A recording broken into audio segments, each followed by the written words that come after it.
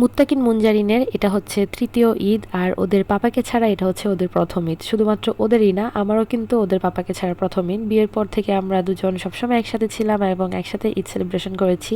এবার আর ও ছুটিতে আসতে পারেনি, সেজন্য আসলে আমাদের ঈদটা খুব একটা আনন্দময় হয়নি বলা চলে। তার কারণ হচ্ছে যে আমরা বাইরে কোথাও ঘুরতে যেতে পারিনি। যেহেতু আমার দুই বাবু, আমি চাইলেও দুজনকে নিয়ে বাইরে যেতে পারবো না। চাইলে অন্য কাউকে নিয়ে হয়তো যেতে পারতাম, কিন্তু ওদের পাপা আসলে যতটা ভালো লাগতো সেই ভালো লাগাটা আমাদের কারো মাঝেই নেই। তো বাধ্য হয়ে আমরা আজকে ঘরবন্দি ঈদ সেলিব্রেশন করেছি বলা চলে।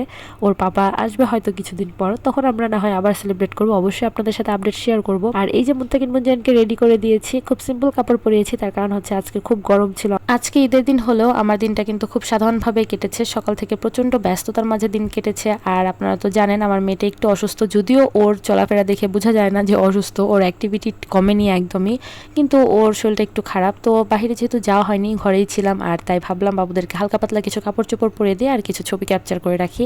এই যে ছবিগুলো আপনাদের সাথে শেয়ার করলাম, কেমন হয়েছে কমেন্ট করে জানাবেন। আপনারা আপনাদের ঈদ ডে কিভাবে সেলিব্রেশন করলেন সেটা কিন্তু অবশ্যই কমেন্ট করে জানাবেন। সবাই ভালো থাকবেন, সুস্থ থাকবেন, আমার বাচ্চাদের জন্য দোয়া করবেন। আসসালামু আলাইকুম।